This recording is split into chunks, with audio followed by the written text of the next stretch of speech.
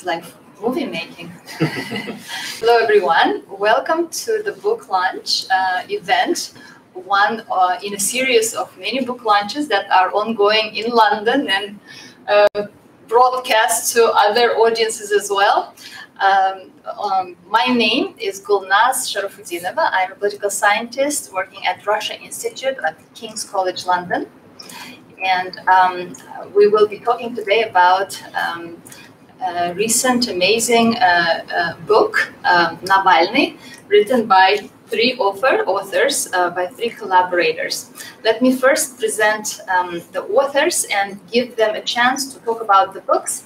And we will then, I have questions of my own. I'm very honored to be here, and it was a pleasure to read the book, to prepare for the event. And so it was great to use this opportunity.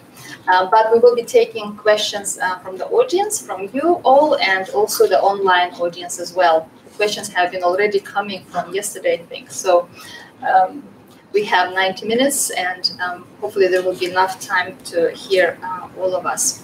So let me present the authors by the order of how they will be speaking, and we will start with Morvan Lallouet.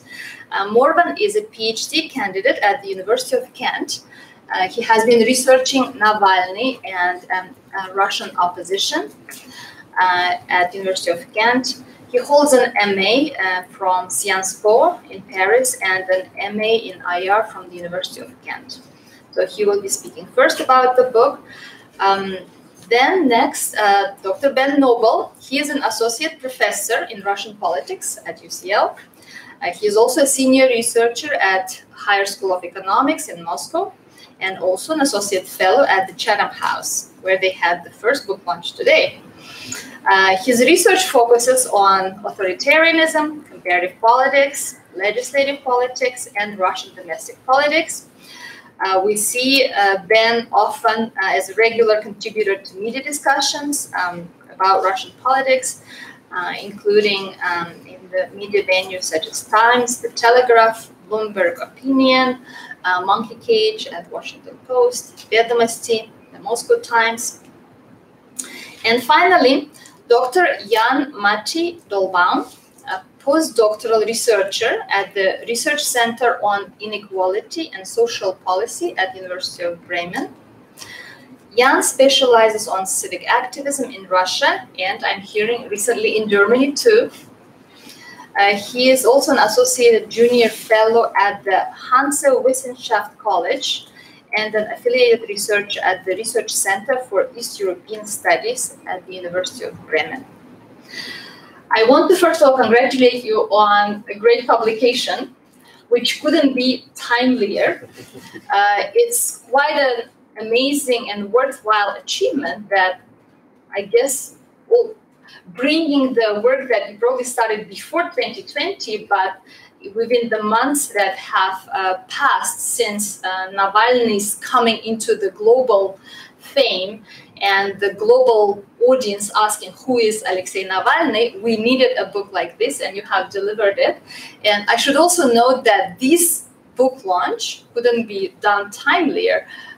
Just as we are glued on Russian politics and the results of Russian electoral politics, legislative elections into the State Duma, where the tracing of traces of Navalny's influence is very, very palpable as well. So with these congratulations, could you start sharing with us with the story of the book, your contribution, how you all also came together in this project? So we're all attention. So thank you. Thank you very much, Gulnaz, and I would also want to thank Patricia Gabalova for organizing and making possible that event here at UCL. It's very nice to be presenting the book in London and in person. So, as Gulnaz just said, about a year ago now, Alexei Navalny and that question, who is Alexei Navalny, was on everybody's mind, not only on the minds of people who study Russian politics, who already knew the man, but also in the minds of people who were simply interested in Russian politics and in global politics. And of course, media interest spiked because of his poisoning, then because of his the investigation in partnership with Bellingcat that claimed to have discovered who attempted to kill Navalny in August 2020. And it shot up again when Alexei Navalny returned to Russia, was detained and sent to prison. And so at the time, we were all, I guess, answering around ourselves that particular question: who is Alexei Navalny? And Ben Noble here reached to us on Twitter and asked us that academic question: is there a good book in English about Navalny? And our answer was no, there is no such book in English. There is no such book in Russian, by the way. There are a couple of books on Navalny, but they're already old now. And so after a fairly brief discussion, we decided that we would write that book. And we wrote it in a few months. It was a lot of work. And yeah, we hope we will first read it and second find it interesting. So who is Alexei Navalny? I'll first start with a disclaimer, which is that we don't pretend that we answer definitively that question. We haven't written a traditional biography ordered in chronological order. Though we do speak a bit about his childhood and his youth, we did not meet with his childhood friends, and we present, let's say, what we call Navalny before Navalny as a kind of setup to Navalny's career in politics. And the way we do this is that first we divided Navalny's political trajectory in kind of 3 strands, but Ben Noble will talk about this a bit later. And what we also do after this is present Navalny the movement. There's a very nice quote from Navalny when he was asked 7 years ago already, who writes your blog? And his answer was the collective Navalny, Коллективный Навальный. And this is what we try to present in that book, and this is what also makes it not a traditional biography, but something else. We try to put Navalny alongside the people who have joined him, either at the top of his movement, but also on the ground. And Jan will speak about this part later. And to give an idea of what kind of drove us when writing the book is that when Navalny returned to Russia, this return took place in a context of very strong polarization, where you had a story mainly in the West, a story of heroism and how Navalny is kind of David fighting the Putin Goliath. And on the other hand, of course, you had critical voices, some of them linked to the Kremlin, who were pointing to the darker pages of Navalny's history. And for example, Russia Today insisted a lot about how Navalny is actually a horrible racist, a nationalist, someone who hates immigrants. And Russia Today was calling out the West hypocrisy and saying that actually, well, if Navalny was a politician in the West, he would surely be cancelled and would not be at the front page of the New York Times portrayed as a hero. We find that not all of what Russia Today says is false. And we tried to introduce nuance and complexity to what Navalny has said or what Navalny has done. This is not to legitimize what RT says or to diminish what can be admirable in what Navalny has done in his already long career. But we wrote, and we're honest about this book as Western academics who are not participating in the political struggle of which is taking place in Russia today. This does not mean that people who are insisting on the dark pages of Navalny are wrong or right. It's just that we try to do something else and to explain, to offer our kind of answer to that question, who is Navalny, to mainly a Western audience. And also another point that we tried to address in the book, and which also speaks to that polarization that was very present at the time, we had to navigate between either overblowing Navalny's significance, and if the question is, well, will Navalny defeat Vladimir Putin tomorrow, our answer is probably not.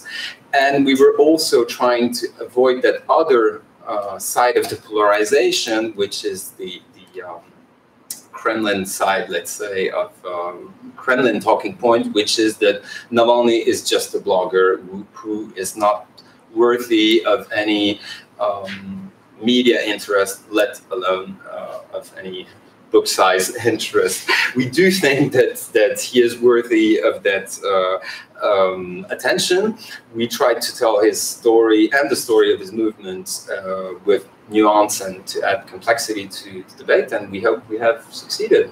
And we're looking forward to your feedback on this, and I will hand over to Ben. Thanks, Morvan. A bit more on the complexity. I think lots of people thought, and maybe still think, that Navalny is a complex character. So what does that mean in practice? Well, I hope you indulge me. I'm going to read a couple of paragraphs from the book, if only to provide an opportunity to hold up the book for the camera for those watching online. So we think Navalny is different things to different people. To some, he's a democratic hero, a figure willing to stand up to Putin's authoritarianism. Some even call him the leader of the opposition. To others, he's a traitor, a CIA-paid agent of the West who's betraying the motherland. To others still, he's a nationalist or a xenophobe. Even a quick glance at Navalny's words and deeds makes clear why people might be confused. He's a liberal who's made nationalist, even racist statements. He's an anti-corruption activist who himself has been convicted of embezzlement. He's a Russian patriot who calls for sanctions against Russian authorities. He's an avowed Democrat who leads his movement with a strong hand. Navalny wants Russia to be happy, but attacks opponents with scathing comments and rarely backs down. I think another episode that really highlights the extent to which he's a complex figure is what happened with Amnesty International. When Navalny was originally detained, he was labeled a prisoner of conscience. And so people were thinking, okay, this fits the narrative that Navalny is this white knight figure returning to the evil Putin.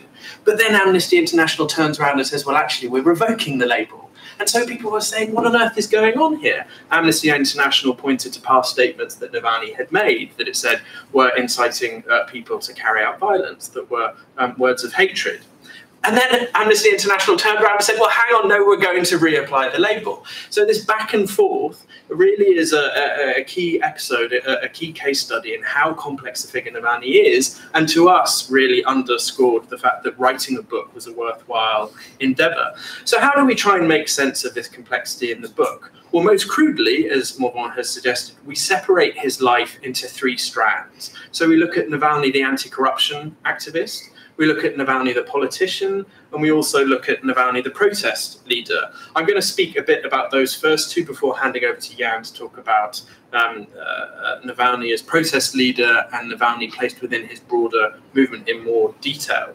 We begin chapter 2, which is looking at Navalny, the anti-corruption activist, with a focus on the Putin's palace investigation. I think lots of people might have already watched that on YouTube. It's got 180 million views the last time I checked. But Navalny's anti-corruption investigations began way before this year. And he almost stumbled into this as a sphere of activity. He was an emerging member of the middle class in post-Soviet Russia, and he decided to buy some stocks. So he bought these stocks, and then he wanted, like any person who owned stocks or shares in a company, to learn, okay, who else owns a share in this company, and what's happening to the profits? But he didn't get the answers that he wanted. So he started standing up in shareholder meetings and asking awkward questions in a very public, eloquent way that caught people's attention. But also, really crucially, he started blogging about what he was doing and quickly built the following and turned into Russia's probably at that time most famous blogger. And soon you can sort of track his rising popularity by looking at the number of comments that he gets to the investigations that he posts on his blog. And we see this rise over a couple of years, but then things get a bit too much for him. He's inundated with information and requests. And that's when we start seeing him start to build the movement and start to assemble a team of other people who can help him on this mission. But also at the same time, we see Navalny realize the way in which this can be a political message. So by focusing on corruption, allegations of corruption, it's a way to unite a broad coalition of people who might disagree vehemently on points of ideology or policy preferences, but it's difficult to find somebody who thinks that corruption is a good thing. And so that means that people quickly started looking to Navalny as a political leader and not just somebody who put together investigations into allegations of high-level corruption. We should also say that Navalny wasn't the only person looking at corruption at the time. This is the mid-2000s, late 2000s. Other people were doing it. Other better-known politicians like Boris Nemtsov, but the problem was that their reports were quite dry, quite boring, and also, if we're focusing on Nemtsov, he was a politician from the 1990s, and people thought, well, you've been part of the system, you're corrupt, you're tainted. Navalny was younger, hadn't been a politician in the 1990s, he was too young, and also his way with words and his media savvy, his ability to blog and to use emergent social media meant that he was able to engage a much broader audience and able to sustain their interest in what really at the end of the day can be quite dull information about where money goes. So in chapter 2, we also look at the broader role of corruption in Russia, its relationship to politics. We also look at some of the allegations that Navalny is merely a puppet, and there are people behind him, shady characters who are using him to further their interests. And we also look at the creation of the Anti-Corruption Foundation. And when writing the book in real time, it was also, I suppose, deeply tragic because we also saw in real time how that same organizational structure was being taken down. So the labeling of these organizations as extremist, and then Leonid Volkov and Navalny taking the decision to dissolve them. So that's chapter 2. Then in chapter 3, we look at Navalny as the politician, and we begin that chapter with Navalny announcing that he wants to run in the 2018 presidential election in Russia. But then we zoom back to when he starts entering into politics, and that's as a liberal politician with Yabloko, the leading liberal party in the country. We look at the personality clashes that he has, and we get an early sense of the type of character that Navalny has. He knows what he likes, he knows what he wants, and he's not the type of person to shy away from conflict. We also look at his run in the mayoral election in Moscow in 2013, a really interesting episode because we see a very, very different treatment of Navalny by the authorities to what we've seen at the moment in this year. And when we're in that chapter, when writing it, we finished writing it, the draft version, and then we stepped back and thought, oh, this is all a bit complicated. So many U-turns, so many back and forth moments. This seems really inconsistent. So how do we make sense of that inconsistency? And I'm afraid I'm going to read another couple of paragraphs because this really distills our thinking. And we only wrote this right at the end. We didn't plan to write these paragraphs, but we thought, actually, we need to make sense of these U-turns for the reader. So the story of Navalny's journey as a politician can be bewildering. At some points, he's called for the liberal opposition to unite. Then he opted to go alone. Regarding elections, he's sometimes called for boycotts, but then for the fielding of opposition candidates, and then for protest voting. Sometimes slogans are central. At other times, they're rejected as simplistic. Then they're back in favor once again. How should we make sense of these zigzags, of this inconsistency? One may call him inconsistent and an opportunist for these turns, like his less pragmatic colleagues in the liberal opposition have constantly done. But in reality, they appear to reflect Navalny's readiness to subordinate both tactics and substantive demands to the one thing that he has been remarkably consistent about: the need to fight an authoritarian system that uses corruption and repression to secure its power. So that was our attempt to really make sense of the very different positions that Navalny has held. If we look at smart voting at the moment, and I'm sure we'll talk about the elections a bit more in Q&A, we shouldn't forget the fact that Navalny previously, in previous election cycles, has called for boycotts, whereas now Team Navalny really doesn't want boycotts, because they say if you boycott the elections, that's the easiest way for the Kremlin to win. So that's what we look at in Chapter 3. Then in Chapter 4, we look at Navalny as a protest leader. But for more of that, I'll hand over to my co-author, Jan. Yeah, thanks, Ben. So the title of Chapter 4 is Navalny the Protester.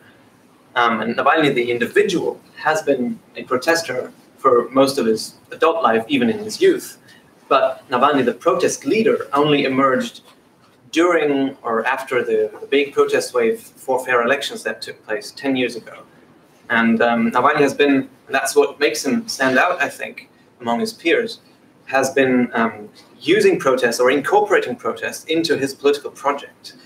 And we show that in the book, focusing on the presidential election campaign during the long year 2017, running into the presidential election in 2018, which was Navalny was forced to do that, or forced to look into protest more seriously, partly because he was blocked and frustrated at every turn while he wanted to participate in normal politics, so to speak. He couldn't be on the ballot, he couldn't register a party, so he was looking for other channels to work and to build a movement, and he saw protest as an efficient way to do that. And during his presidential bid in 2017, we break this strategy down into 3 steps. The first would be the video documenting alleged corruption of then Prime Minister Dmitry Medvedev. That was a viral hit on YouTube in March 2017. And then followed up 3 weeks later with large protest events that Team Navalny organized in many Russian regions. And in many of these regions, these protest events were actually the largest events that these regions had seen in many years or even decades. And people attended these protests who hadn't been into politics before, and were actually enthused and impressed by the atmosphere and sort of inspired to take more permanent action. And then Navalny's team had a ready-made set of campaign offices that were opening in all of these cities, 80 cities across Russia in general. And that provided a space for all of these newly mobilized people, usually young people, not only young people, to engage, to sort of more permanently take part in politics. And this was sort of the way in which Navalny's team used protest very, very specifically to build up this political base. And this political base is, I think, very consciously constructed as a hybrid thing. So you had, on the one hand, this social movement character with activists, volunteers from very different political positions, very different political camps. You had left liberals, you had some communists, some nationalists, libertarians, newcomers, established activists in the regions, all sorts of people uniting just around the idea that we need a more democratic Russia, perhaps, a Russia with rule of law, a Russia without corruption, but not so much a distinct set of policy positions that you might think when you think about a political party, for example. So you had this social movement character of it, but you also had the very much top-down, organized, centralized political structure where the activists didn't really have a chance to influence what's going on at the top. So these are 2 very different principles that are combined in this movement and also clashed within the movement. So you had activists complaining about the centralized structure, but you also had activists saying, okay, we need this in order to react quickly, because the environment in which this movement was operating back then already 4 years ago was pretty repressive, not as repressive as now, but things were changing quickly and they needed to adapt to these changes very quickly. So these 2 principles kind of not only clashed with each other, but also complemented each other and made the movement pretty strong and flexible and adaptable. And that's probably one of the reasons why the Kremlin now decided to finally pull the plug and cut it down and dismantle the movement. So this is really the story of this political project. And now sort of finally going into the reverse perspective of how the authorities reacted to all of this. And we really endorse the idea that's also endorsed by other great works that have come out recently, one of them your book, that sort of the regime isn't obviously not a monolithic bloc that just exists there and is attacked from all sides, but that authorities are really learning and adapting themselves as well, just like Navalny and his colleagues are learning and adapting. And we provide several examples of that in the book. I just want to close with two of those. The first one is the annexation of Crimea in 2014, which can be read in this interpretation of an adaptation. And you see in this example that this reaction of the regime isn't just repressive, it's much more than that. It's building emotional connections to the citizenry, for example. And it's also driving a wedge into the nationalist camp, where the nationalist camp was usually, before that, was pretty oppositional. But Putin has succeeded in co-opting nationalism as a topic and making many nationalists reconsider their opposition to Putin. And that was clearly a very successful strategy. The second example would be the approach to information. So obviously, Russia has been an autocratic regime for most of its, or perhaps even all of its post-Soviet existence, but it's usually been a very soft form of authoritarianism, with several openings for real opposition to engage, for independent media to exist, for social media to work. And Navalny has been very adept at using these openings for everything he's trying to do, including, for example, capitalizing on reports in independent media about his protest events. But in the past year, we've seen the authorities react to all of this and closing down these little spaces one by one, delegitimizing or even labeling independent media as foreign agents, closing down Navalny's websites, even threatening foreign firms like Google and Apple to take off Navalny's app from their stores. So the soft authoritarianism is giving way to a more aggressive, more repressive, traditional, perhaps, form of authoritarianism. So that's clearly one and perhaps the most important part of this adaptation. And sort of to wrap this up, going back to the writing process, all of these events that I've just mentioned have all, of course, interfered with our writing, because we've been finishing the book when everything's happening. But hopefully the book isn't dated yet, because it's part of a dynamic that we detail in the book, this adaptation, this mutual reaction to each other. And I think it's really important that you cannot understand the movements of the Kremlin without looking at the movements of Navalny and the other way around. So this is really a thing you have to look at in all of its complexity, I think. And I think with this we end and can I add my two cents on just a third point of the back and forth reaction that you can definitely talk about is the anti-corruption struggle by the Kremlin, right? All the imprisonment of mayors and governors and deputy governors, and just the very strong repressive anti-corruption trend that we see happening and increasing in intensity, which is also in some ways was opened up by Navalny first, but the Kremlin in a way tried to pick up that struggle as well. So that's number third, which really fits really well to your thematic sequencing of the Navalny as the anti-corruption fighter, Navalny as a politician, and Navalny as the social movement leader of sorts. Anyway, by now you already, I think you can recognize the very solid depth to the book, which is achieved through the very productive collaboration of all the authors, because you really take a look at Navalny and at Russian politics. You combining three brains into one in a short period of time is much more productive than just writing for one person in that amount of time. So you get actually quite intensely researched, in-depth, and really well-written piece of work through this book. So I definitely highly recommend everyone to read it. It's a pleasure to read. For me, for a person who have been following all these events, I've learned tons, and especially about, also the background, that biographical sketches about Navalny, but also very insightful discussion towards the end with this they structured it in a very Socratic, dialogical way with the questions and the answers that they give. And the questions are important one, and the answers are not one-dimensional. They do involve a lot of nuance. So it's definitely a great book to read, and I'm sure it's not going to, just because of all the openings that you left and the nuances that you integrated, it's not going to get dated soon at all. I'm sure it will be there on the bookstores and will be displayed for some time to come. Now, if you allow me, I want to. I do have many questions, but I want to start, and I hope my questions will interest the audience as well.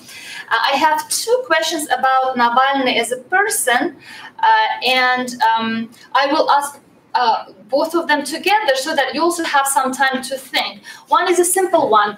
I wonder if we can come up with some comparative, historical, globally recognizable figure, sort of an analogy. Is there an analogy to Alexei Navalny when we think about comparative politics, authoritarianism, struggle against authoritarian, anti-corruption struggle in the world? Or is he absolutely unique, right? So analogies can we come up with some historical figure to whom we can compare? And this is something to think about if it has ever come to your mind, or it's really hard to, history is very unique, history of Russia is unique, history of the world and all countries is unique. But I wonder if we can just sort of, let me throw that question just to sit, and maybe if you have thought about it, you can share. But my other question comes directly from the book. And you notice one special feature about Alexei Navalny, which differentiates him from other liberal intellectuals and politicians in Russia. And the term that captures the generally shared feature of other liberal intellectuals is elitism. And you note, I think, very insightfully that Navalny comes from a very different mindset and attitude that comes and that relies on faith in commoner, in people, and in understanding that people share about the regime, about the corruption, and in faith in people. And that you point out how this differentiates him from others. I don't know, I really appreciated this point because I think it's really important for Russia, because you do note very, again, importantly, that many other politicians and many other elite members in cultural, social, political elites do have these elitist attributes, right? So where does it come from, this non-elitism?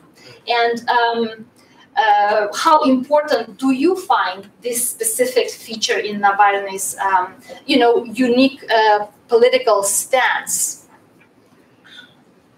On your first question, that was asked quite a lot at the beginning of this year. Who are the comparisons, the appropriate comparisons? And in the book, we try and brush that off quite quickly in the opening chapter. We say people were saying, is he the Nelson Mandela of modern-day Russia? Is he the Solzhenitsyn of modern-day Russia? And we say, ignore all of that. Navalny is Navalny. This book isn't going to be chapter after chapter comparing him, saying, well, it shares these attributes with this particular historical figure. And that's because we just wanted to get into the specifics quickly.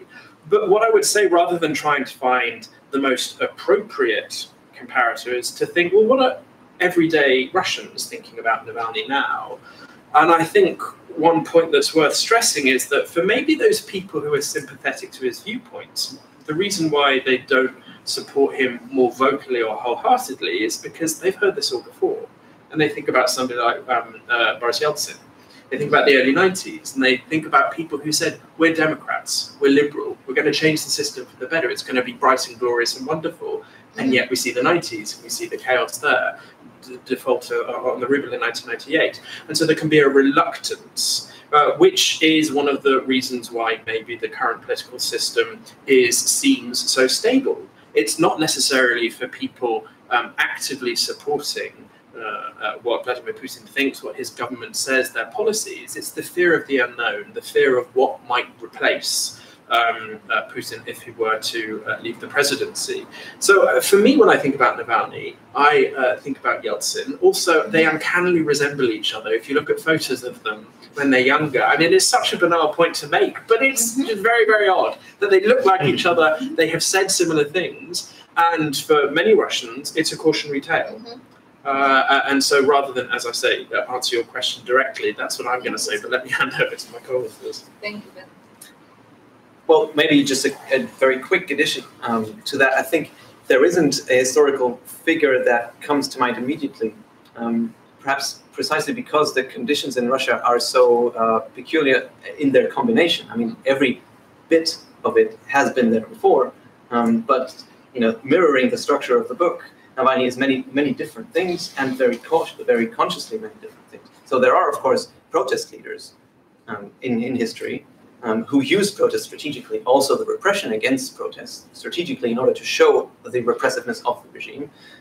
We have, of course, corruption fighters or people who dig into documents, like Julian Assange, for example, a figure that comes to mind on that regard. And also, obviously politicians like in Ukraine, Viktor Yushchenko, or people who try to fill that role. But all of these roles combined, I think it's difficult to find somebody. And that speaks to perhaps the uniqueness of Navalny, but also the particular conditions under which he's operating.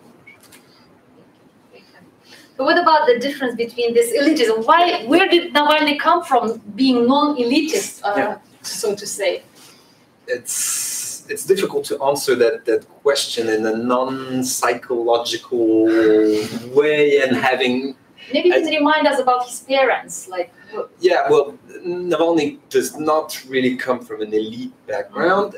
He is half Ukrainian, half Russian. His father was a career officer in the Red Army.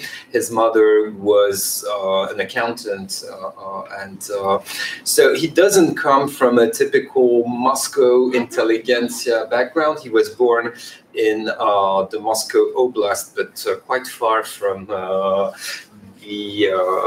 lights of the great capital of Russia.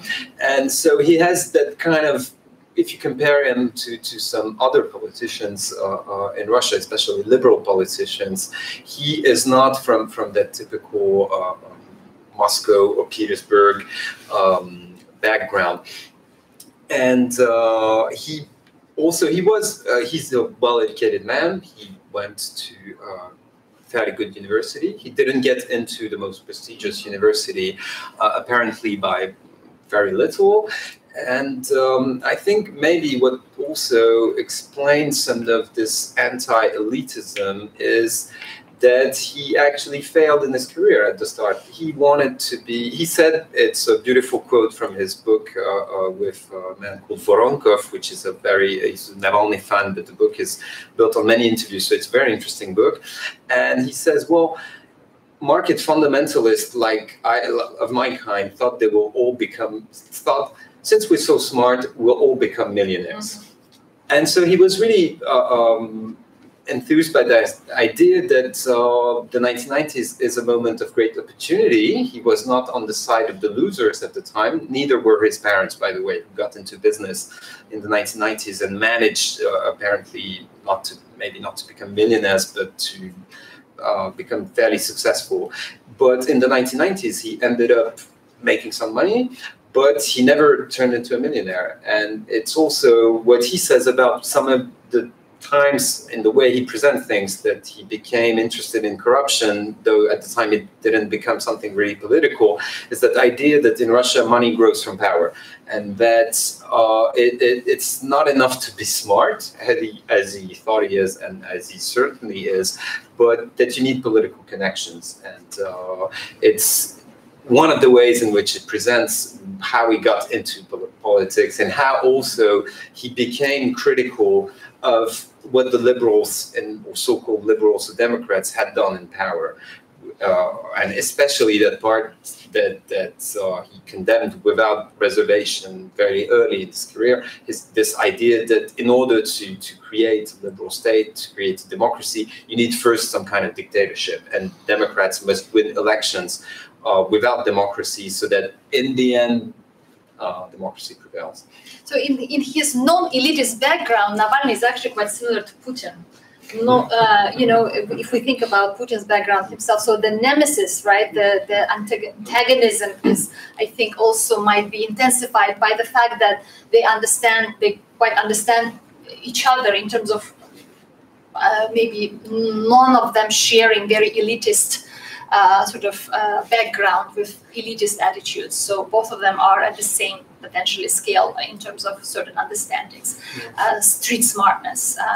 So I'm thinking about Navalny now as a young wolf who wanted to make money and who was really in the 90s enthused by the opportunities, and then really sort of running into this understanding that the system actually works against, and he cannot really.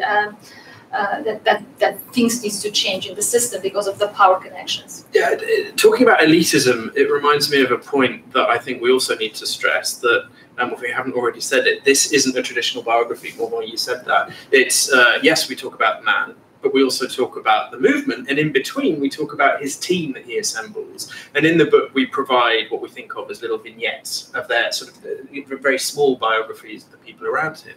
And one thing when putting those together, talking about the process of writing the book, we realized that there was a common thread, and that's that Navalny does seem to have a meritocratic approach to things. He's not going for the person who's best mates or who he's met earlier in his career. He wants to find the best person for that particular job, and that's also filtered through to Leonid Volkov, his one of his chief partners and his associates, when putting together this cross-country network. And when they were looking for the heads of these offices, this was very much a professional PR process, and not saying, you know, get your mate to come and run this place. They had interviews. It was much more transparent and corporate almost in the way that they approach things. So I think, you know, when thinking about Navalny and elitism, it's also reflected in the way that he put his team together and tried to run things. That's not saying that can't be combined with quite a top-down approach to telling people what to do. And that's certainly, if you're raising, you know, comparing Navalny and Putin, that's something that comes across. Is Navalny just another dictator? And we address that explicitly in the book. But we think, you know, we wanted this manuscript, we wanted the book not to be comparing Navalny and Putin. We wanted to look at Navalny, and occasionally Putin comes in, and we have this point of comparison. But at least my viewpoint is that Navalny has had to take this top-down approach because of the situation that he's in. It's not as if this is how he would do things if it were entirely up to him. But maybe Jan can say more on that, because he's spoken to the activists on the ground and their perception of this top-down approach in the current environment. I suppose now we have to change the tense because the organizations have been dissolved. But I did notice in the book, when you are talking about Navalny, a politician, you know, I noticed that you go through time, you know, and you jump from Navalny the politician in 11, 12, 13 to Navalny the politician in 18 or something like that. And I'm like, oh, where is Crimea? And then the Crimea comes up in the next chapter about the Navalny and the Kremlin. So I did notice, but you have to make choices. It did stand out because you were first reading about Navalny the politician, and the Crimea is not there, but it comes up in the next chapter. We had lots of conversations about whether we should include signposting saying, don't worry, we're going to get to that in the chapter, whatever. But the publisher pushed back on that. So, you know, I think, you know, hopefully when you read the book, then you get all the points. You just need to persevere. Yeah, exactly. Persevere, absolutely. So I have two other questions which are more about Russian politics and you know, how we can use the book and your research on Alexei Navalny, the politician, the anti-corruption fighter, to understand Russia to a greater extent. And one question is, I think, on the minds of many, and I've been reading, it comes out in your book, but also in Facebook discussions with regard to the recent elections as well. This is about the evolutionary versus the revolutionary path for Russian change. In the book, you note that Navalny, at least in his in his exchange, you talk about Yuri Zhukov, how some activists that followed Navalny wanted to follow a more radical path, asking people to protest at the barricades, etc., and how Navalny very consciously, intentionally tried to calm that down and avoid repression, avoid imprisonment, avoid jailing of the activists to keep the organization alive and things like that, sort of picking and sort of selecting this more evolutionary destabilization of the regime and evolutionary path. And at the same time, I think if we look at more recent developments after the poisoning and his return, right, very defined return to Russia and his imprisonment, the polarization that has occurred in Russian political landscape doesn't quite allow for an evolutionary approach. It's like us versus them, and one pole is around the regime and the other pole is around the opposition that is headed by Navalny. And although the evolutionary tactics of smart voting has been the preferred strategy, we see today the discussions that, Karin Klima, for example, she's like, talking about Lenin. Where is Lenin? We need Lenin. So there is like further thinking and demand of sorts for this sort of a more force-based approach to changing the regime. So, I'm just opening this up as, maybe there is no particular question here, but do you see an evolution of Navalny, or do you think that he has maintained his evolutionary stance that you point out in the book? And can we speak about whether the recent developments post the poisoning and Navalny's return, in a way, create barriers towards evolutionary shifts in Russia?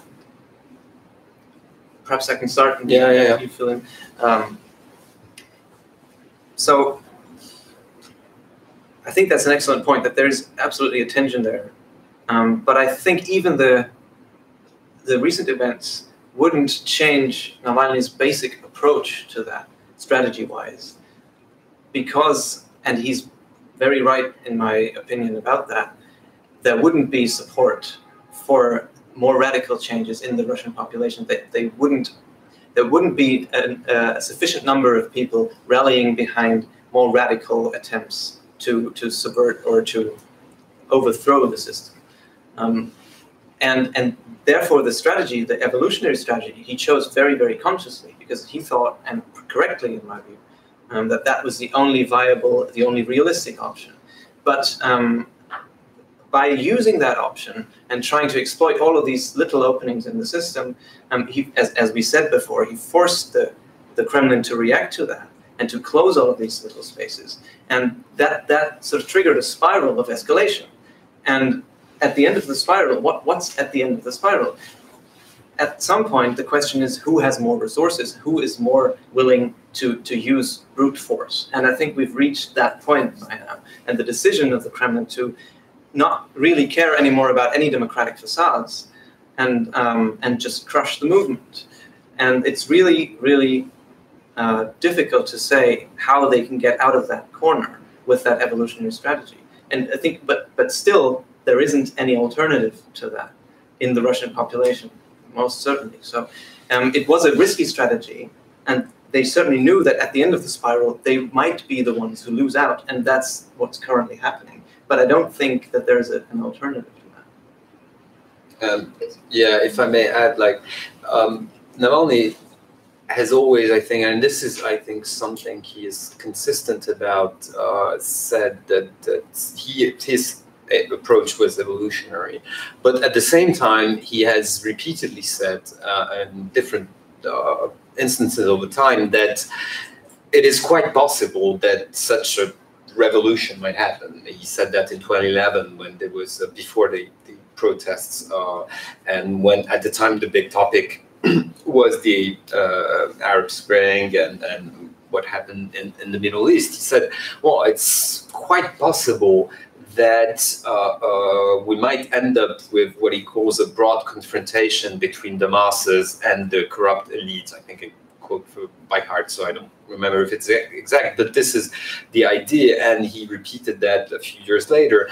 But as Jan said, what are the practical steps in that direction? They are evolutionary, because what's the alternative? Building an armed organization or an underground organization in Russia? This is clearly not something that he is up to, and something that has been even, I think, considered. So, and if you add to this the fact that most of the Russian population is quite wary of revolutionary change, and also I think a last element is that Navalny has repeatedly said that you need to exploit popular anger, but you cannot create it out of scratch, and you cannot just say, oh, go to the street and storm the Kremlin. This is utopia. This is not how it works. And his approach has been to use some cracks in the system, try to put with some very careful, very long work, some items to the agenda. And recently, by the way, I don't know if it's true or not, but Leonid Volkov said that, for example, there were huge debates after the Medvedev video about, is this something that is material for protest? Like, can we tell people, oh, go to the street and protest against Medvedev? Because, and if Volkov's account is true, this was a topic of debate, because they don't believe that, oh, you just say go there. You need to build a political strategy on these evolutionary steps. If it boils down to a question of what would it take for people to go onto the streets and call for revolution, I don't think anti-corruption is going to be the subject now. It's been a topic for so long, you get a sense that people are almost desensitized to it. So yes, Putin's palace gets 180 million views, but you also see Levada Center polling, which shows that it doesn't actually shift the dial that much in terms of how people regard Putin, the appetite for protest. And so I think really what, if anything, is going to do it is rising prices. And we know that that was one of the most worrying elements for the Kremlin in the lead up to the elections. It's the reason why the government clamped down, why it told companies, your prices aren't going to rise, because if they do, then there will be consequences. So I think now that the elections have finished, what I think is going to be really important to monitor is what happens to prices. Because if they continue to go up, that will be the thing that could mobilize people. But we've been talking all day, so we haven't actually been able to follow coverage and following the elections, but at least my sense is that the protest sentiment now is low. It's not as if we're going to get a repeat of 2011. Of course, there the context was different. People were already annoyed because of the September announcement that Putin was going to run instead of Medvedev. So you had the dashed hopes of people who thought that actually a different future might be possible in Russia. I think now political apathy is much more widespread.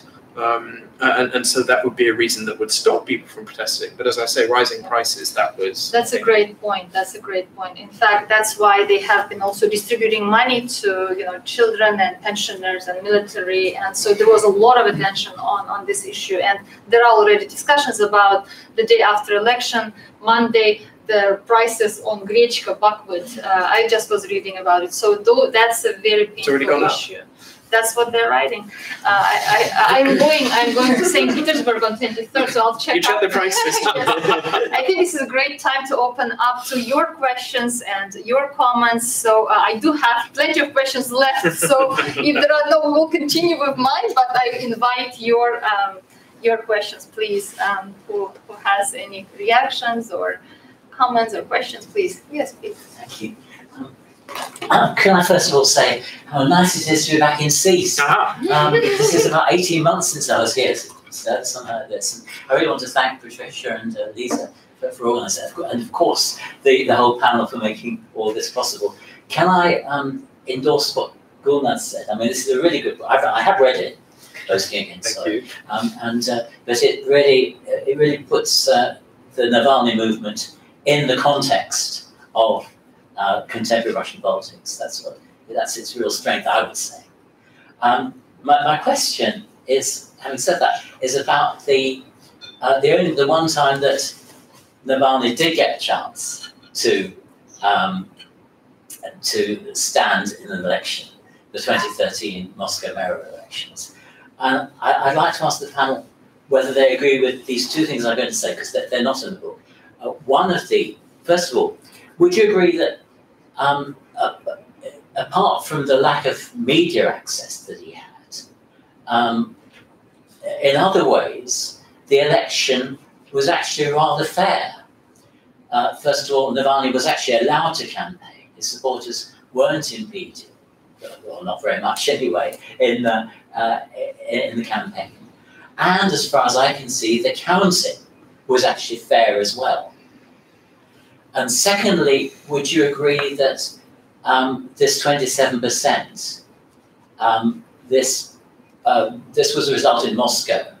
This is in no way typical for Russia as a whole. It might have been repeated perhaps in St. Petersburg, and it certainly was in Yekaterinburg, where Reutemann got 33% and won with that on the same day. So, 2 questions. Thank you. Thank you.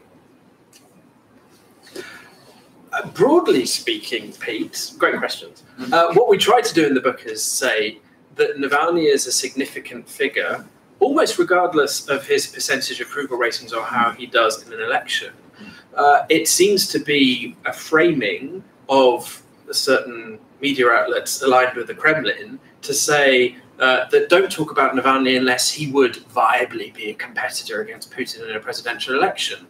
But we are claiming that no, it can still be a significant figure with approval, with the electoral result in 2013. When we look at the approval ratings, when he returned to Russia this year, 19%, it's gone down to 14%. We don't really know why that is the case. Is it because people have lost hope?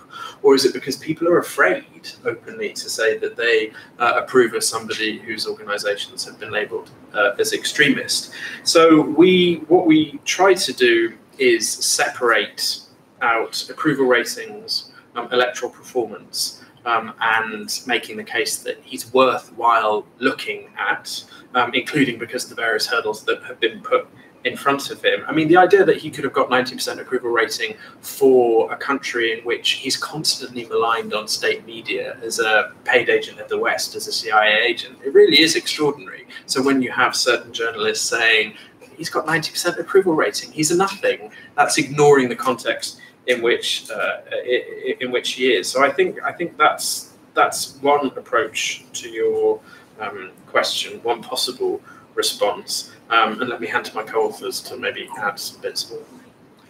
I don't know actually. Well, go ahead. Okay. Was it fair? Certainly fairer than today. Navalny's organization has been complaining that because of some falsifications, he didn't make the second round, because Sobyanin, his competitor, got 51-52% perhaps, and was just so avoided the second tour of the election, the second round. So we don't know whether that's true, but it was certainly much fairer conditions when you compare it to nowadays, because Navalny was able to campaign, to hold large rallies across the city, and do a proper election campaign. More or less, at least. And then the 27%, certainly that was particular for Moscow at the time, because Navalny hadn't built up a national profile. But he has been working on that since then. And it's really extraordinary, I think, when you look at the polls from this year, that his approval rating isn't lower in the villages or the small cities compared to the metropolises.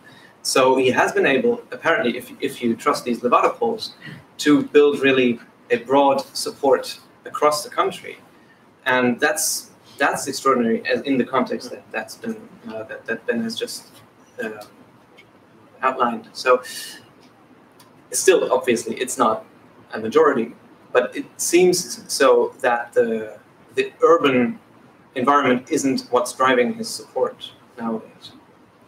So.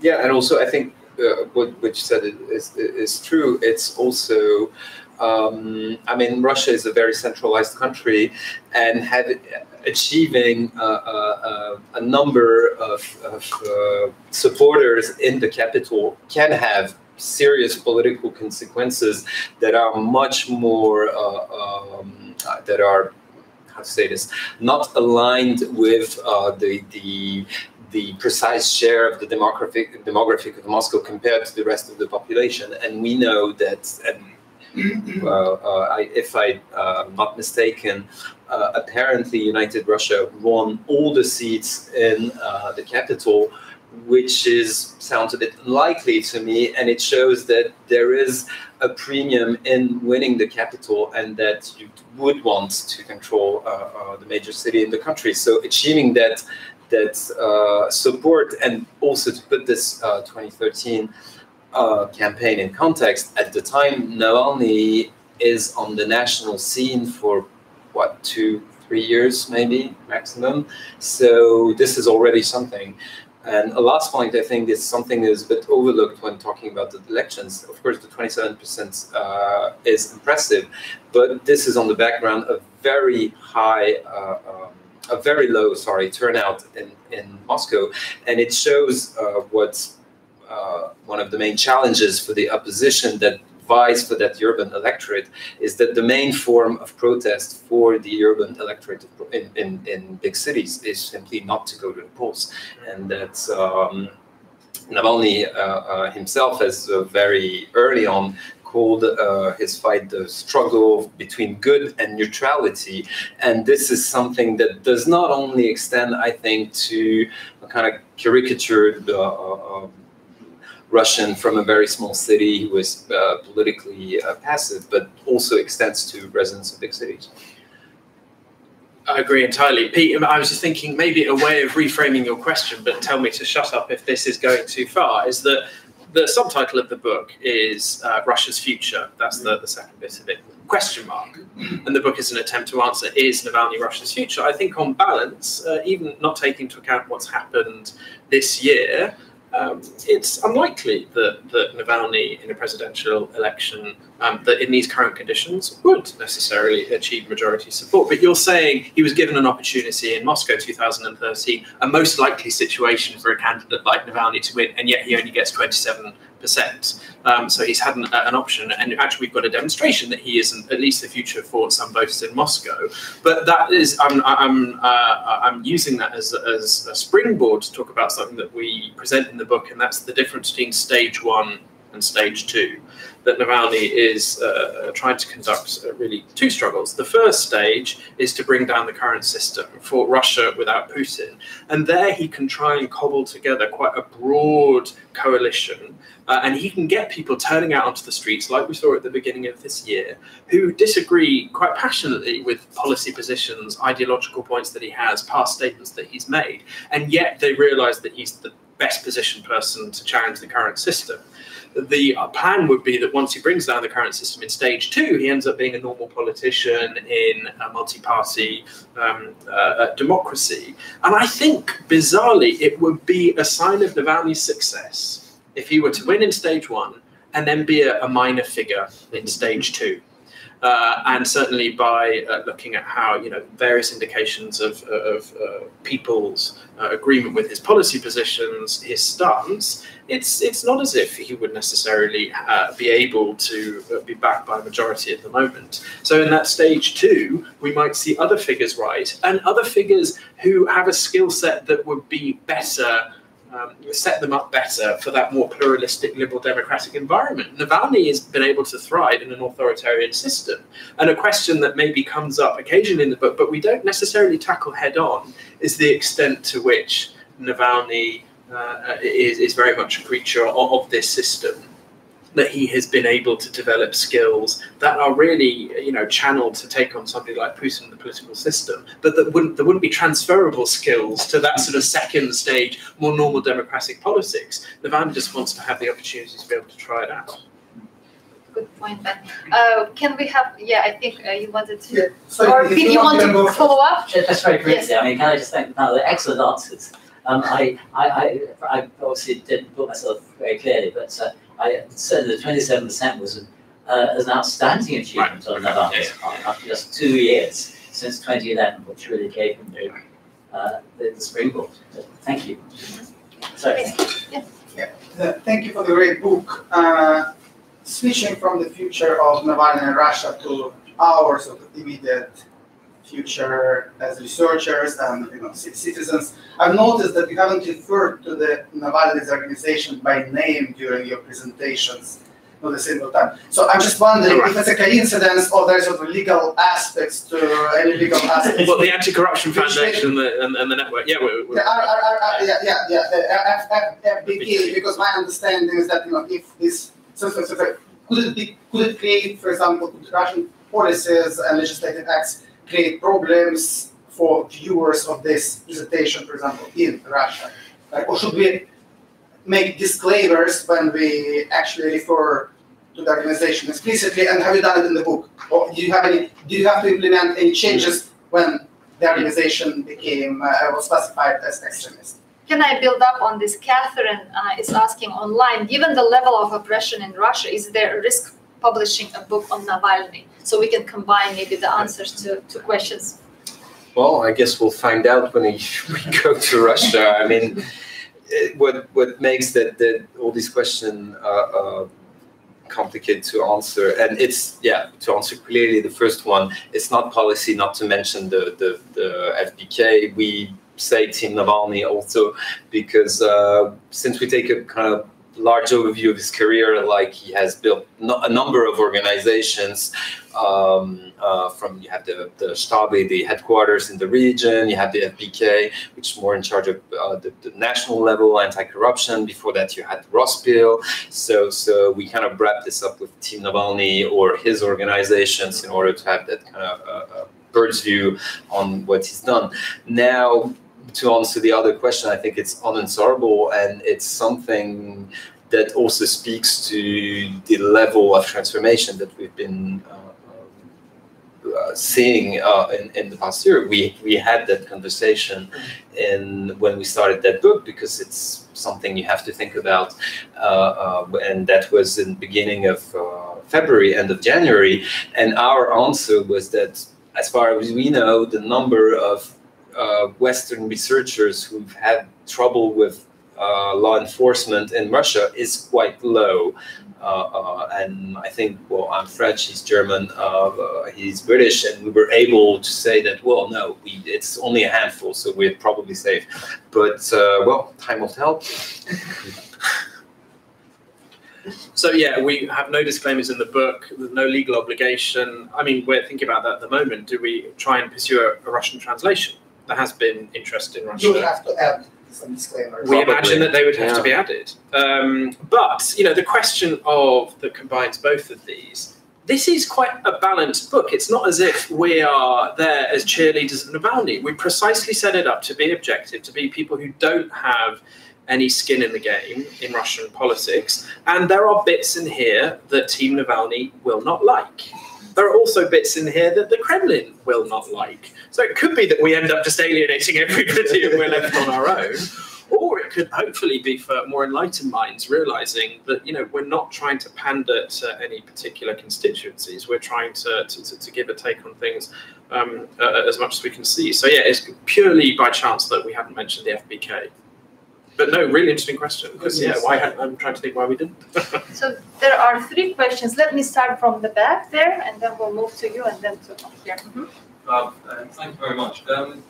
I was hoping that our panel might be able to shed some light on the recent election results that sort of come in over the weekend and today, and just firstly what that tells us about the political situation in Russia at the moment, and also any influence that VoteSmart and Navalny might have had on those. I was noticed that, for example, a lot of the polling for Union IRC, which predicted quite low results, has not really come through, and in fact, there was only about a 5% swing away from them, I think. So, yeah. So, we've seen, I think, in the earlier hours of the election, a pretty good result for the Communist Party, which has been decreasing in the past hours, I think. They were over 20%, even 21%. I think now they're down to 18. party lists, and that's a significant. I mean, both of these observations are significant. The first one, that they had more support, obviously, than in past elections, tells us something about, maybe not so much about smart voting, although also about smart voting, but about tactical voting in the opposition-minded electorate more generally. So the KPRF has been, I think, the option of choice for many people now who wouldn't have considered voting for it even 5 years ago. And that, I think, tells us something more broadly about how Navalny and his team have been successful in implementing or distributing the idea of tactical voting, and explaining that in the current conditions, just voting on a purely ideological base will not get any results. So I think in that regard, this idea has been successful, although very concretely, not all of the success of the KPRF has been due to smart voting and the recommendations that Navalny has been giving out. Also, the reduction that we've seen over the last hours is also significant, obviously. And if you look at the plots that sort of plot the electoral districts or precincts, rather, in terms of turnout over the percentage for United Russia, you see the clear picture again that tells us something about that the falsifications have been happening. So where the turnout is pretty high, the support for United Russia is also much higher than average. And so also, of course, the electronic voting that has been delayed for many hours and that has shifted many races in Moscow and elsewhere for the candidates of United Russia, that isn't proof of falsification in and of itself. It may be a group of voters that are more supportive of United Russia that use the electronic voting, but it could also be, of course, that participation, that falsification played a part in that. Anything else? Yeah, maybe for kind of a background thing of why we're discussing the Communist Party in relationship to Navalny. I saw yesterday evening a tweet by Georgi Alburov, one of the closest associates of Alexei Navalny, and he was retweeting some libertarian who was saying, "Better red than dead." And Alburov was saying, you see, this is a libertarian calling to vote for the Communist Party. What else do you need to support smart voting?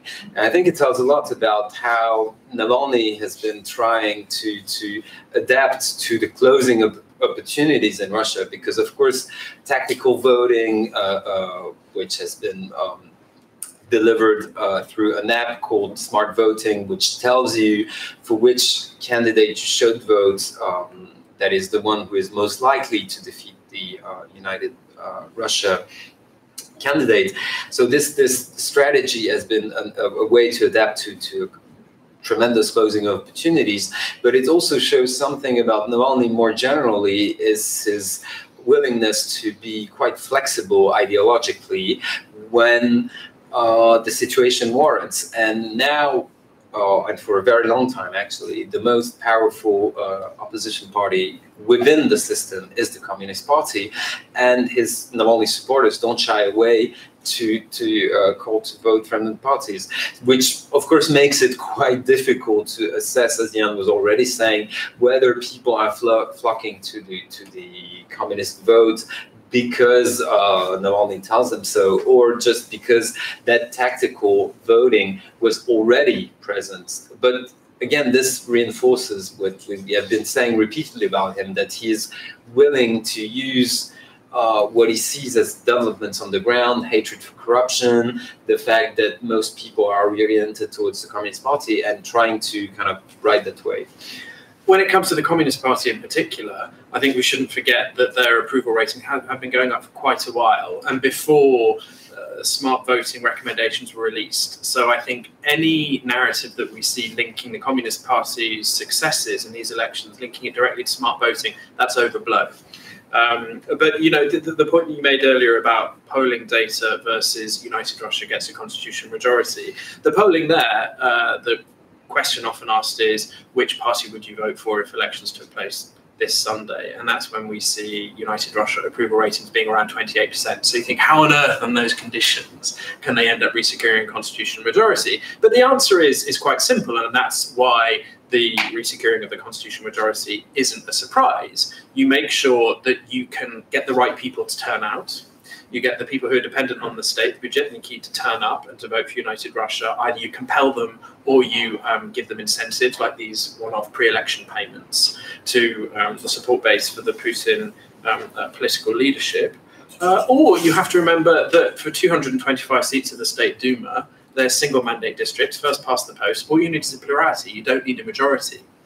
And that is both an opportunity for the authorities to make sure that they use administrative resources to secure those races. But it's also the reason why smart voting is an opening, because the opposition can say, well, if you only need a plurality, all we have to do is to make sure that we have more votes than the United Russia candidate. So, yeah, I take the point about polling data, but it definitely wasn't a surprise what we saw. And I think it's easy to see how the authorities have been able to pull off the trick again.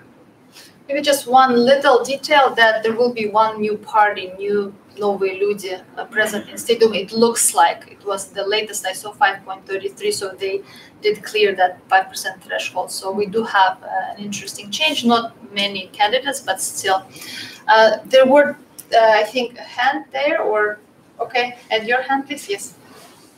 Yeah, please. So I'm assuming you were writing the book while you were still a free man. So perhaps I just wanted to ask, what is your opinion on him currently being, in prison or prisoner in any case, and being tainted by that? Like, is that a blow to the Russian political opposition, or is that a new opportunity for potentially alternative kind of opposition movements to develop? Can I add to this question another question from online? In hindsight, do you consider that Navalny's decision to return to Russia was a miscalculation? I think it's clearly related to the question about imprisonment. This is from Magdalena. So let's also try to combine these two questions so we answer to as many as possible. So first, to answer the first question, when we started writing the book, he was already in prison. I sent the tweet on the 29th of January. Yeah, I think he was already in jail. So now, is it a blow? I think without a doubt, yes. Navalny had, I mean, it's a word we try not to use too much, is a charismatic figure, and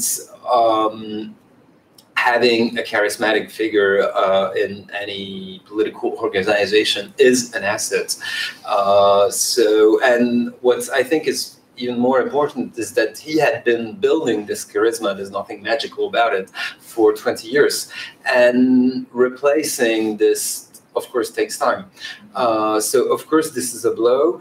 Maybe this will mean that some other leaders will rise, but I think what we show in the book is that it took an enormous work to build that, to build organizations, or even to build name recognition, to build that style, to build that personality that means something to certain people. So of course this is going to be extremely difficult, and it is a blow for the Russian opposition. On the question of, was it a strategic miscalculation that he returned? We think so. So there's several points to this answer. One is Navalny's personality. He has been very clear about that he can't work from outside Russia, and that he was just returning from the journey that he'd started on the 20th of August in Tomsk, when he was poisoned and was taken to Germany quite unconsciously. So. What he's been saying, I think that there's a lot of truth to that. He can't imagine himself being outside, being a dissident. He is a politician, and as a politician, he needs to be where he wants to be effective. But also, we've been developing that idea that this was also not just a moral position that he's executing, or a reflection of his personality, but also perhaps a strategic move, insofar as he forced the hand of the Russian regime to actually imprison him, to follow up on their threats, and by that to send a very clear signal that this is a repressive authoritarian regime that can only deal with challenges by locking them up. And that has been part of his strategy before, to produce information for the whole population to see what kind their regime is actually of. Right? So that might even have been a strategic move. What he might perhaps have not calculated is the repression against his movement.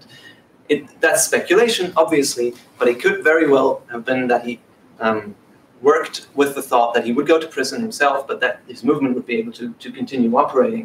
But this repressive blow against all of the network structures, again the FBK and the Stabi, that was perhaps not what his team has calculated.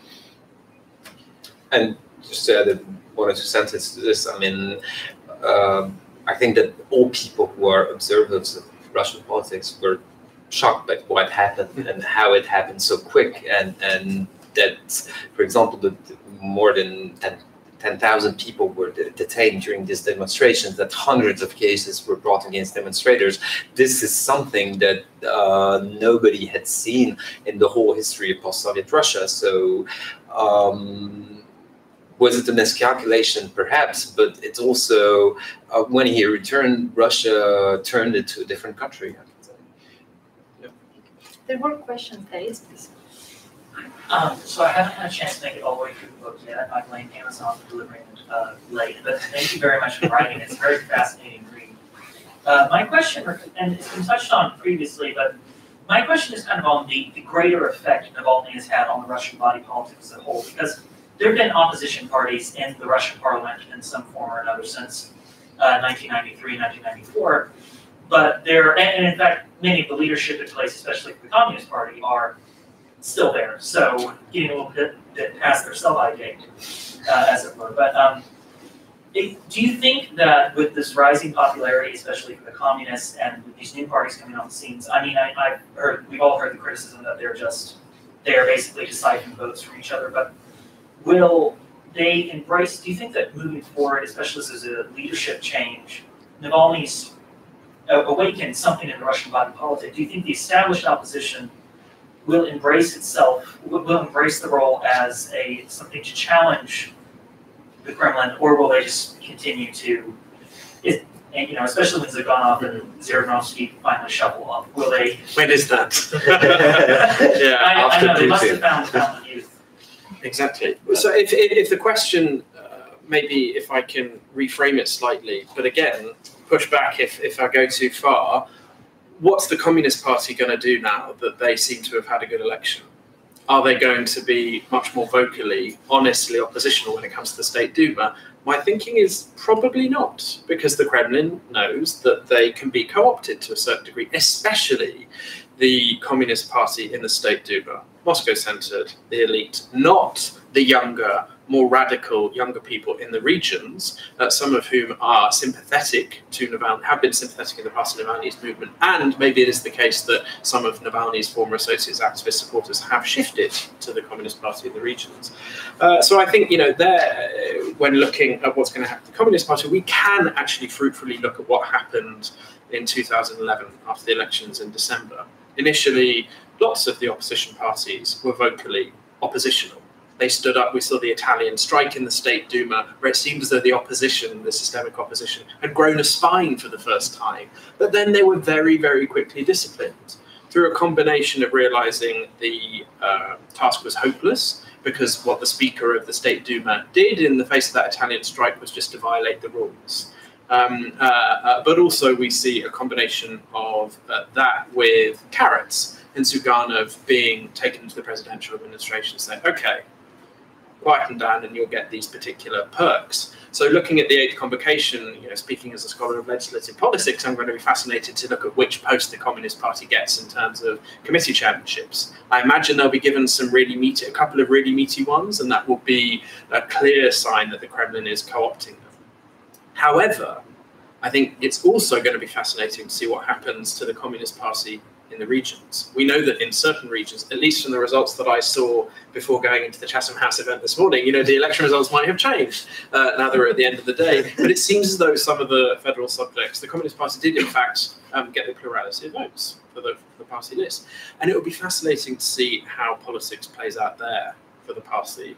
But I'll hand over to my panelists to add anything.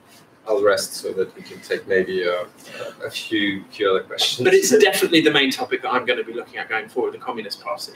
You know, we've written a book about Navalny. This is an event about Navalny, but in a sense, because of all the difficulties in front of them, we're going to have to wait to see what people like Volkov say after the elections, whether they do give an interesting, compelling strategy going forward. Absent that, looking at the Communist Party, you know, it's been on our minds quite a lot recently because of these tensions between the young and the old, the radical, the more co-opted, and I think that story is just going to grow in importance going forward. So interesting, right? With the repression against Navalny's organization, the demand for change needs to be channeled somewhere, and that resentment and frustration has been growing over prices and social issues, etc. So communists seem to be the key winners so far, especially because they have been also able to rejuvenate themselves. There was a, please. Yeah. Well, thanks for the presentation. I'm just started reading the book, so maybe you want to address my question in the book.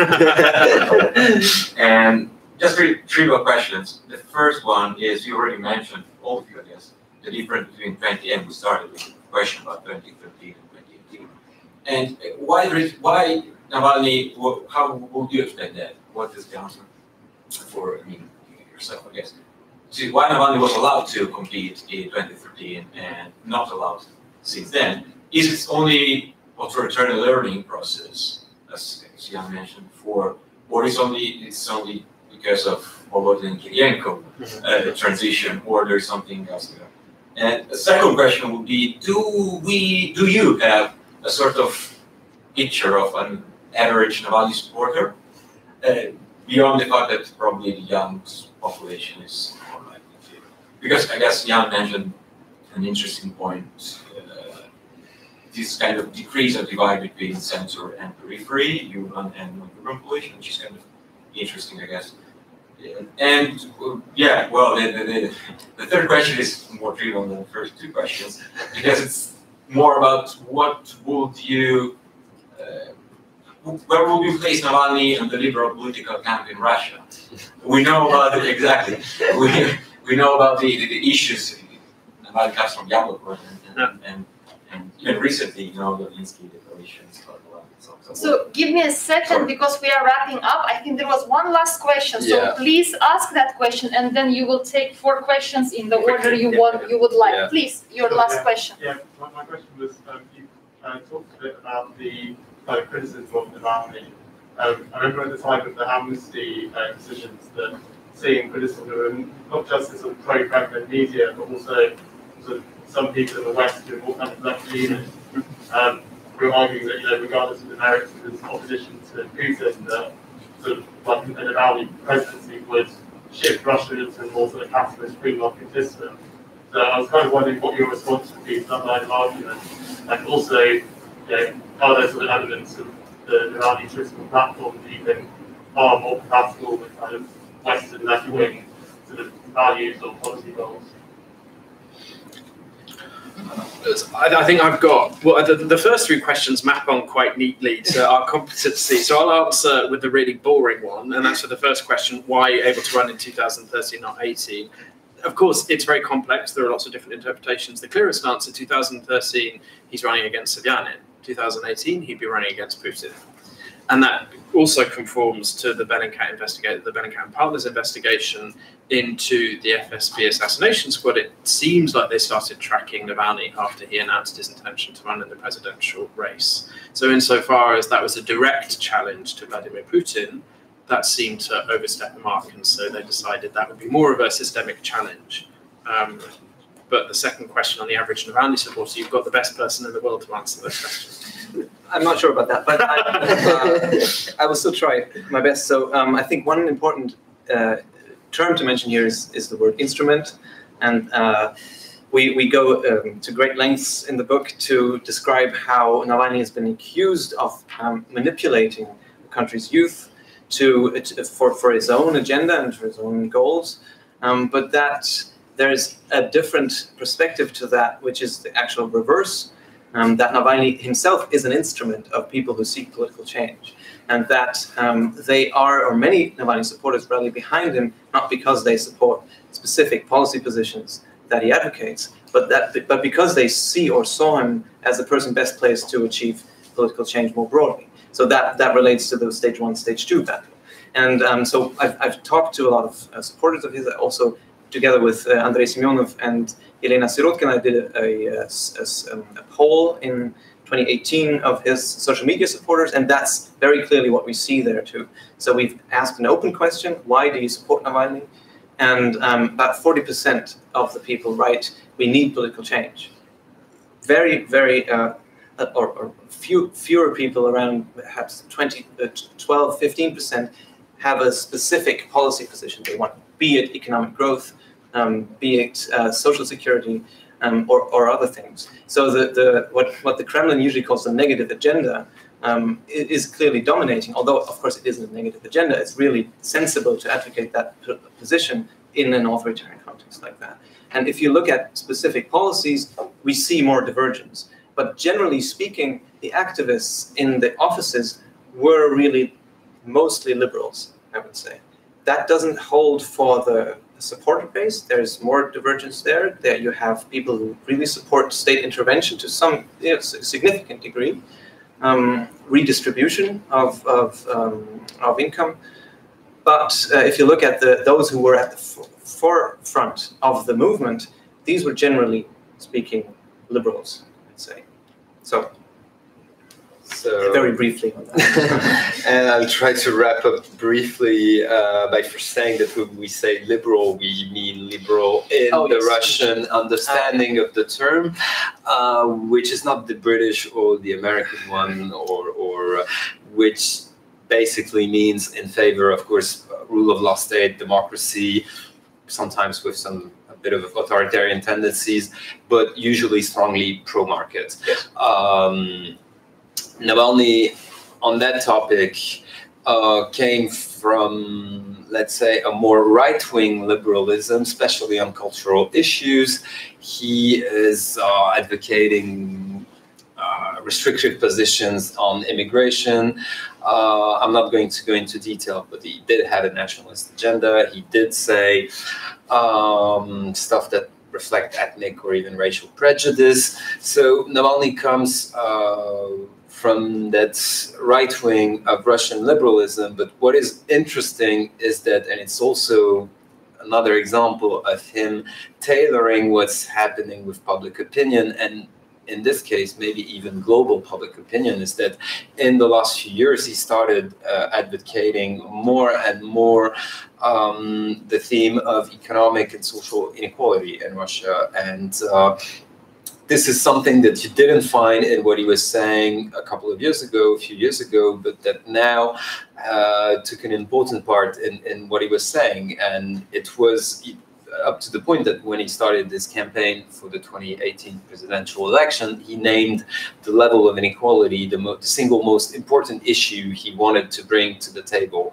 So this might reflect, I think, two things. One is that if you look at socioeconomic issue, the Russian population clearly leans to the left, especially compared to most Western countries, but it also reflects probably something that Navalny is someone who is also very oriented to the West, that follows what happens in the West, and it's, I believe, not coincidentally that it was also at that time that many people were starting to talk more and more about inequality, Thomas Piketty, and that sort of thing. And you see, I think with this example, again, that idea that you should try to find wedges, try to find ways to follow where public opinion is. It also brings back, and maybe this kind of wraps up the whole conversation, is that Navalny is not content with with a dissident elitist movement. He is not someone who claims to speak for the intelligentsia or even to the middle class. And he has always said that the opposition in Russia should fight to win 60% of the votes and should not be there to be a kind of testimony for human rights. It should fight to win. And on this useful note, let us close, and I would like to thank you all for your engaged presence and the authors for the book, and I hope you all have a chance to read the book. So it was an excellent conversation, an excellent book. Thank you, online audience. Yeah. And thank you, Gulnaz. Yes. Yeah, and thank you very much. All right.